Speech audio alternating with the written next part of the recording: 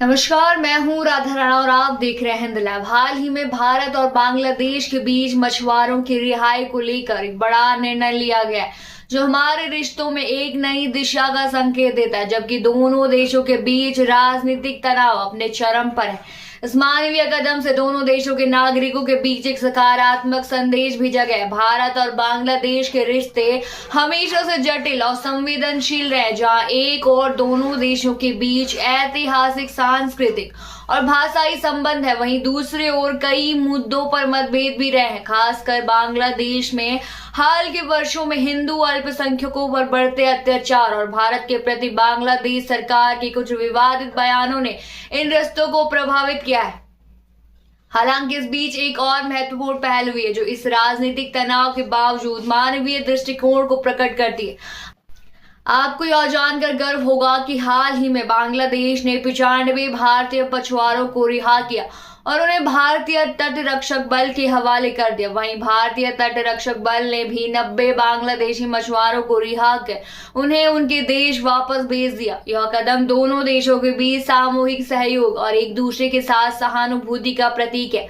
जैसे कि हम जानते हैं, समुद्र में मछलियों का शिकार करते समय मछुआरे अक्सर सीमा रेखा पार कर जाते हैं और ऐसे मामलों में अक्सर दोनों देशों के मछुआरों को एक दूसरे के देश में गिरफ्तार कर लिया जाता है। लेकिन इस बार दोनों देशों ने एक दूसरे के मछुआरों को रिहा करने का फैसला किया है। बांग्लादेशी जल क्षेत्र में घुसपैठ के आरोपों में गिरफ्तार किए गए भारतीय मछुआरों को हाल ही में रिहा किया गया। इन मछुआरों को दक्षिण 24 परगना जिले में पश्चिम बंगाल के मत्स्य विभाग के अधिकारियों को सौंपा गया। भारतीय मछुआरों की रिहाई से उनके परिवारों में खुशी की लहर दौड़ पड़ी है और यह कदम दोनों देशों के बीच पारस्परिक सम्मान और रिश्तों के सुधार का प्रतीक बन सकता है। पश्चिम बंगाल के मुख्यमंत्री ममता बनर्जी ने इन मछुआरों के सम्मान के लिए एक समारोह आयोजित करने का निर्णय लिया है। समारोह में बांग्लादेश से रिहा किए गए मछुआरों को सम्मानित किया जाएगा। राज्य प्रशासन ने इसके लिए सभी तैयारियां पूरी कर ली और सागर द्वीप पर मंच तैयार किया गया। यह सम्मान समारोह केवल एक औपचारिकता नहीं है, बल्कि एक संजीवनी है जो दोनों देशों के बीच आपसी समझ और सहयोग को मजबूत करता है। राजनीतिक तनाव के बावजूद यह कदम यह साबित करता है कि मानवता और सहयोग सबसे ऊपर है। बांग्लादेश और भारत के बीच यह कदम रिश्तों में एक नई उम्मीद और विश्वास की किरण बन सकता है। दोनों देशों के लिए यह एक अवसर है जहां वे एक दूसरे के खिलाफ द्वार खोलने के बजाय एकजुट हो सकते हैं। इस घटना ने यह स्पष्ट किया है कि जब भी देश और समाज के सर्वोत्तम हित में कदम उठाए जाते हैं, तो हर तरह के मतभेदों के बावजूद मनुष्यता की जीत होती है। अब बात करते हैं एक अन्य मामले की, जो हाल ही में तमिलनाडु से जुड़ा है।